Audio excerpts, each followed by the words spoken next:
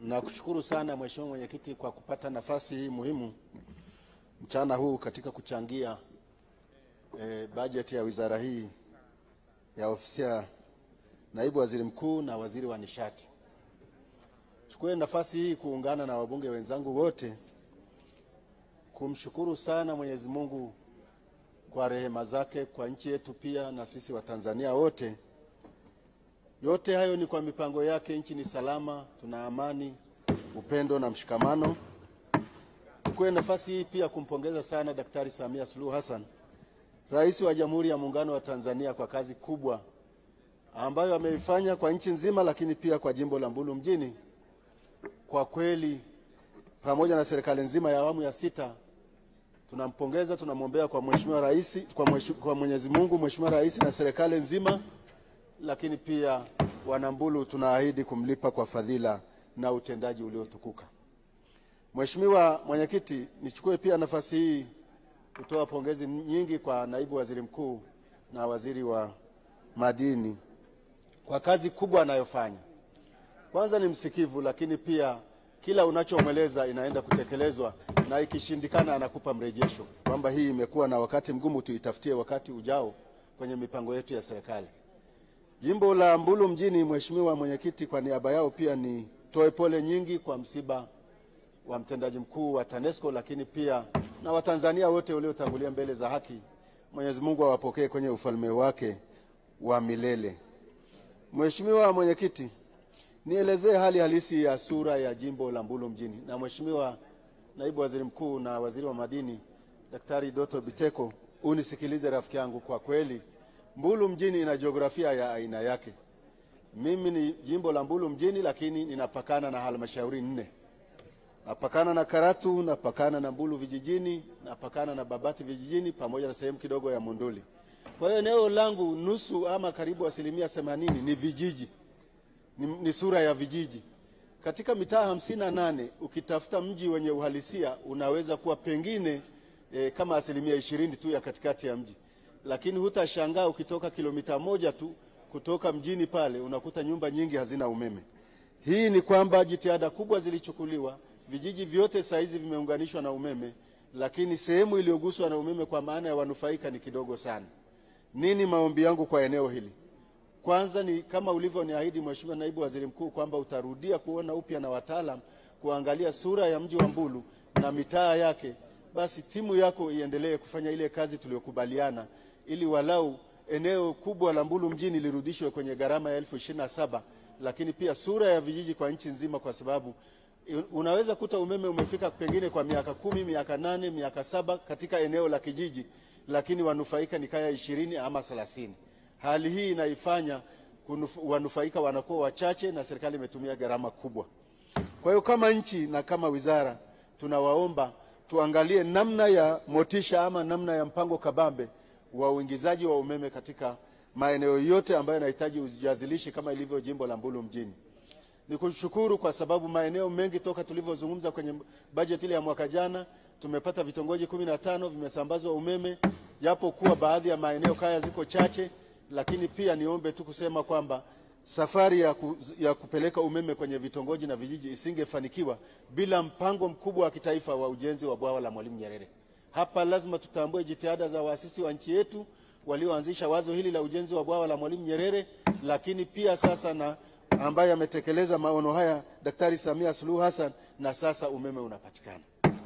Mheshimiwa Mwenyekiti, nizungumzie pia eneo jingine ambalo ni muhimu kama nchi. Eneo hili ni eneo la utafiti wa kuongeza vyanzo vya umeme.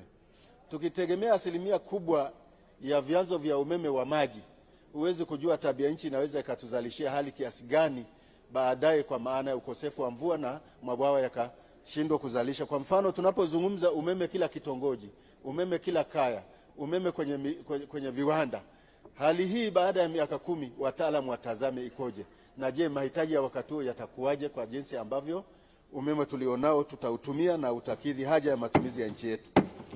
Mheshimiwa Mwenyekiti, lakini pia nizungumze eneo lingine, eneo la miradi hii ya REA. Mheshimiwa Naibu Waziri Mkuu, wewe ni msikivu sana. Kwenye eneo hili la REA, miradi hii haina uwazi sana kwa wananchi. Kijiji kinapelekewa mradi, kwa mfano nchi nzima kama ilivyo vijiji vyetu. Mbunge hawezi kujua mradi huu ni wa muda gani, utakuwa una walengwa wangapi kwenye matarajio, thamani ya mradi na mwajiri ni nani, lakini pia mtekelezaji ni nani. Wanaweza kwenda ofisi ya DC wakaenda pengine site tu wakafanya kazi zao, lakini wananchi wanauliza maswali mengi.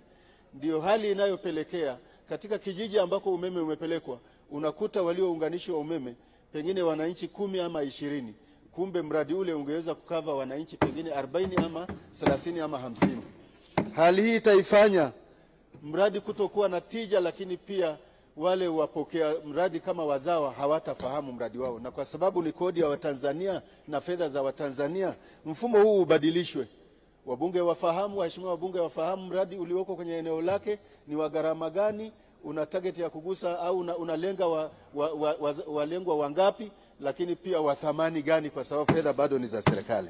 Mheshimiwa Mwenyekiti, katika eneo jingine ambalo nataka kuzungumzia ni kwamba mara nyingi makandarasi wanalalamika. Kwa mfano, Mbulu mjini tuna vijiji 34, vyote vimeunganishwa umeme na vyote vimewashwa, pengine nyumba 5, nyumba 10, nyumba 6, lakini unakuta upelekaji ule wa kuingiza umeme kwa 1027 unasuasua.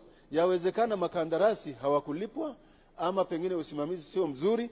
Mimi nilikuwa naomba kama inawezekana tufanye tathmini ya wale tuliowapa kazi mradi huu wa kupeleka umeme kwenye vijiji, kupeleka umeme kwenye vitongoji, kupeleka umeme wa ujazilishi, umeleta tija kwa kiasi gani katika mafanikio yaliyotarajiwa, ili walau wale wote wanaotarajia kupata umeme na wale ambao wamepewa hiyo miradi watekeleze miradi kwa wakati, lakini kwa manufaa ambayo yametarajiwa kwa lengo kuu la serikali.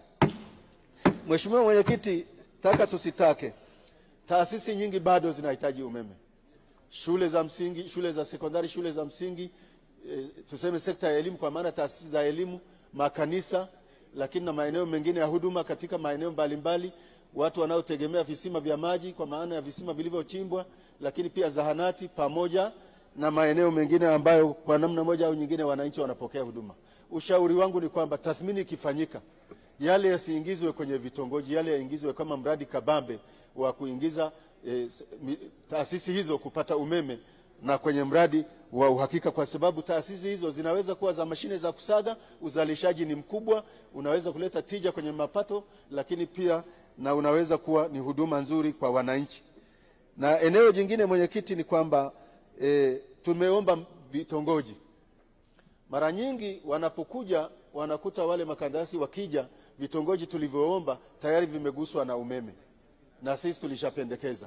Mimi nilikuwa na shauri kama inawezekana maombi ya wabunge na maoni ya wabunge yasikilizwe.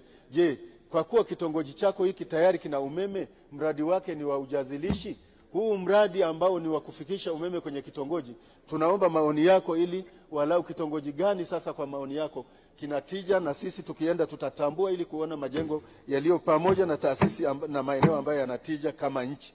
Na hii itasaidia sana katika kuleta tija na manufaa zaidi.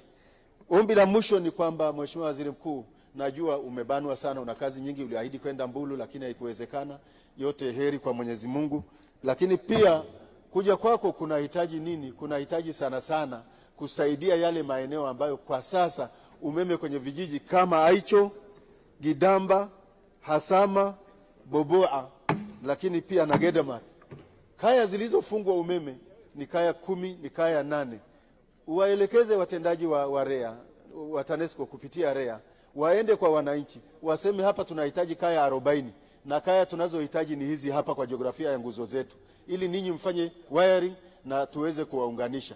Tukiangaliana tu muda wa mradi unakwisha, umeme umepelekwa kwenye kaya 10, kaya 20, kaya 5 badala ya 40.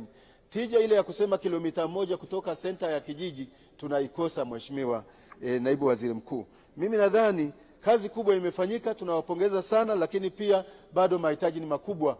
Na mwisho ni umeme ule usio wa waya.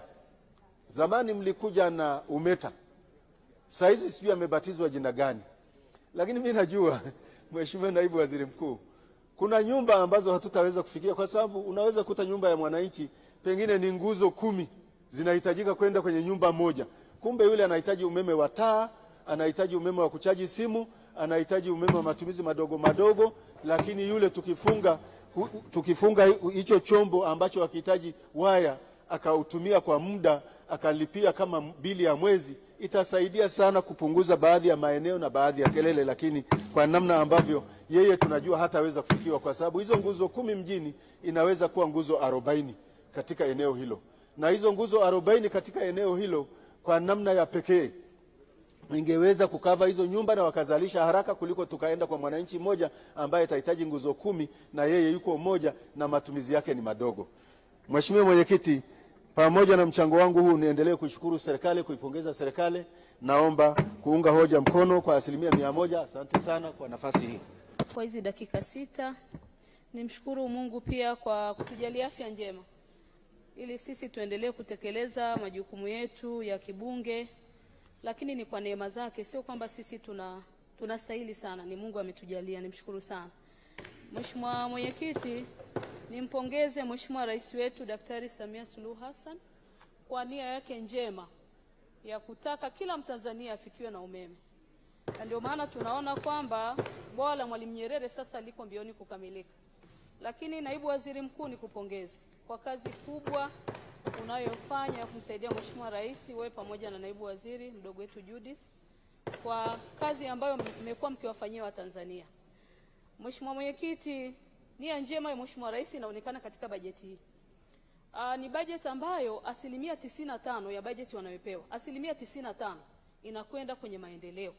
Mheshimiwa Naibu Waziri Mkuu, nikupongeze. Ni 5% tu inaenda kwenye OC na mishahara na mambo mengine. Lakini 95% ya 1.8 billion ambayo hii mnatekeleza inaenda 1.5 kwenye maendeleo. Ni nia njema kabisa ya Mheshimiwa Rais.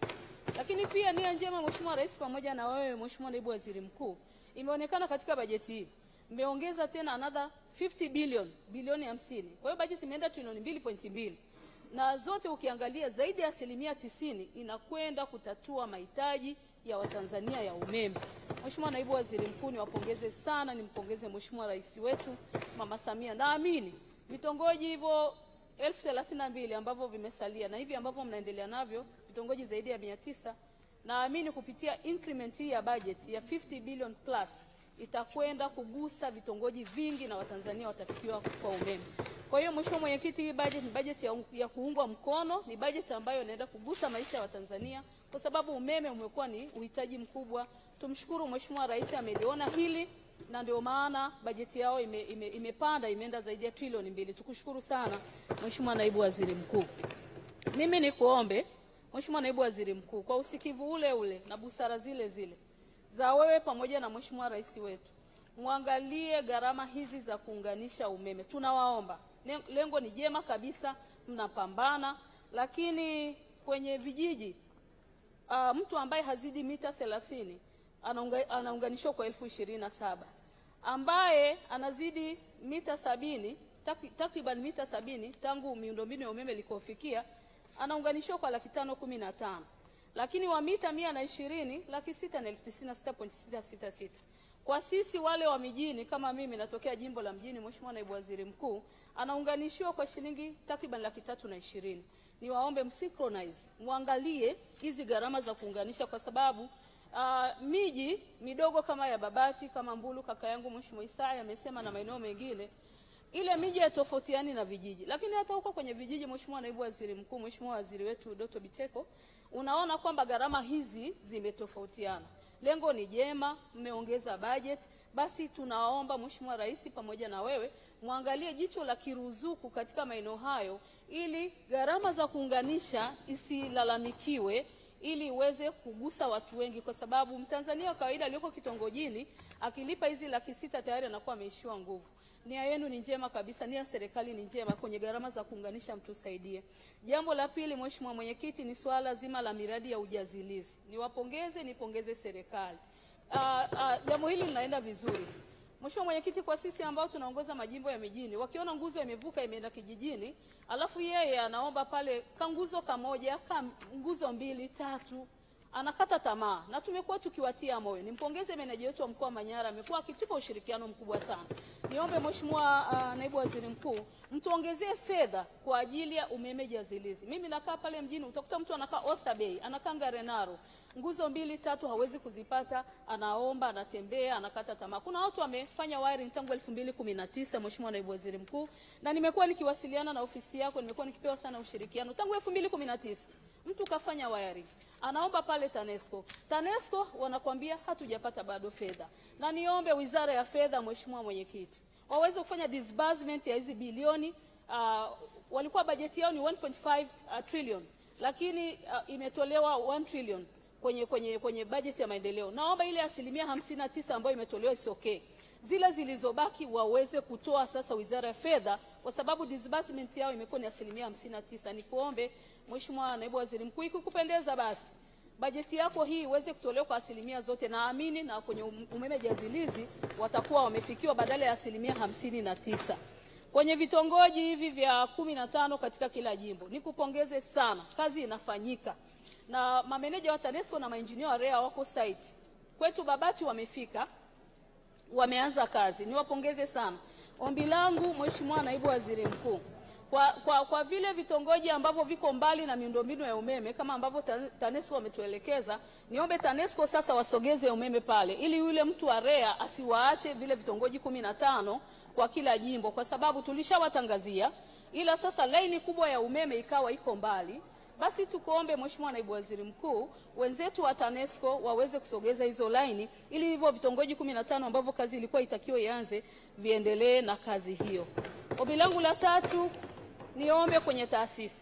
Nimeona hapa ni kipaumbele katika bajeti. Niombe Mheshimiwa Naibu Waziri Mkuu, ikiwapendeza, wenzetu wa mamlaka za maji muangalie gharama zao zile ambazo wanalipa kwa TANESCO, muangalie, kwa sababu nitolee mfano mji wangu wa Babati. Visima vyote vimezunguka ziwa Babati. Ule mji umekaa kama bakuli. Maji tunatoa huku bondeni, tunayapandisha kwa umeme. Kwa hiyo niombe pia mawasiliano ya karibu ya TANESCO kupitia bili za maji na unit ambazo mamlaka za maji nchini wanatakiwa kulipa, ili waweze kutoa hizo huduma. Itasaidia kupunguza bili za maji kwa wananchi. Mheshimiwa Mwenyekiti, malizia. Mheshimiwa Mwenyekiti, la mwisho ambalo nilitamani kusema ni hizi mitungi ya gesi ambayo umetupatia. Niwashukuru sana. Mheshimiwa Naibu Waziri Mkuu, mkoa wetu wa Manyara bado tunaomba mtupatie ile mitungi ya gesi ya ruzuku. Tumshukuru Mheshimiwa Rais kwa kazi ambayo mnafanya, vinginevyo tuwatakie kila laheri, na hii budget tuunga mkono ili kazi iendelee. Asante sana Mheshimiwa Mwenyekiti. Nikuite sasa Mheshimiwa Regina Ndege Kwarai. Asante Mheshimiwa Mwenyekiti kwa kunipa nafasi na mimi niweze kuchangia bajeti ya Wizara ya Nishati. Mheshimiwa Mwenyekiti, kwanza nianze kupongeza sana Mheshimiwa Rais Daktari Samia Suluhu Hassan, kwani amekuwa mfano wa kuigwa. Ni mama jasiri ambaye amewatumikia Tanzania bila kuchoka. Lakini Mheshimiwa Mwenyekiti, nipongeze sana Naibu Waziri Mkuu na Waziri wa Nishati pamoja na msaidizi wake Naibu Waziri Judith Kapinga, pamoja na watumishi wote wa Wizara ya Nishati kwa namna wanapomsaidia Mheshimiwa Rais katika kuhakikisha kwamba sekta hii ya nishati inakwenda kusonga mbele. Mheshimiwa Mwenyekiti, niendelee kushukuru sana Mheshimiwa Rais kwa dhamira yake ya dhati kabisa ya kuhakikisha Watanzania wanakwenda kuondokana na matumizi ya nishati chafu. Mheshimiwa Rais amekuwa kinara katika Afrika kuhakikisha kwamba Watanzania wanatoka kwenye matumizi ya nishati chafu na kwenda kwenye matumizi ya nishati safi ya kupikia. Na kufanya hivyo amekwenda kuokoa maisha wa Tanzania walio wengi, hasa wanawake. Mheshimiwa Mwenyekiti, unafahamu kwamba wanawake wengi maeneo ya vijijini wamekuwa wakitumia kuni katika kupikia, lakini wanawake wa mijini wamekuwa wakitumia mkaa. Haya yote yanasababisha uharibifu sana wa mazingira. Lakini sio hilo tu, pia wanawake wengi wamekuwa waathirika wakubwa katika afya, kwa maana kwamba afya za wanawake zimekwenda kuathirika kwa sababu ya matumizi ya nishati chafu ya kupikia. Kwa hiyo tumshukuru sana Mheshimiwa Rais, na sisi kama wanawake na Watanzania wote tukamuunge Mheshimiwa Rais kuhakikisha ajenda yake ya nishati safi ya kupikia inakwenda kutimia kwa 100%. Mheshimiwa Mwenyekiti, Ni sawa, wananchi wameanza kuelewa matumizi sahihi ya nishati safi ya kupikia. Na tayari nishati safi ya kupikia imeanza kufika mpaka maeneo ya vijijini. Sisi wabunge kama wakilishi wa wananchi tumekwenda kugawa nishati kwa wananchi hasa katika makundi maalum. Lakini bado kuna changamoto. Tunaomba serikali iende kuongeza kasi katika kuhakikisha nishati safi ya kupikia inapatikana katika mazingira ya vijijini. Wananchi wapo ambao wana mwitikio na wameelewa matumizi ya nishati safi ya kupikia, lakini changamoto ni upatikanaji. Mtu ananunua mtungi wa gesi. Kituo cha kubadilishia mtungi wa gesi unatumia gharama kubwa kuliko gharama ya kwenda kubadilisha gesi. Kwa hiyo niombe sana mawakala wetu wasogeze huduma karibu na wananchi ili wananchi waweze kupata huduma ya kubadilisha gesi kwa wepesi zaidi. Mheshimiwa Mwenyekiti, nishukuru sana serikali kwa kuongeza kasi kuhakikisha kwamba vijiji vyote vimekwenda kupata umeme. Na sasa hivi serikali ina mpango wa kuelekea kwenye vitongoji na tayari kazi imeanza. Mheshimiwa Mwenyekiti, mimi niombe, kuna vijiji vyenye sura ya miji. Vijiji vyenye sura ya miji bado gharama ya kuunganisha umeme imekuwa kubwa. Mfano mkoa wangu wa Manyara tuna kijiji cha Magugu, kuna vijiji vya Matui, bado gharama iko juu sana. Badala ya 27,000 leo wananchi wanaunganishiwa umeme kwa 320,000. Ukiona hivyo Mheshimiwa Mwenyekiti, ujue kasi ya kuunganisha umeme kwa wananchi imekuwa ndogo.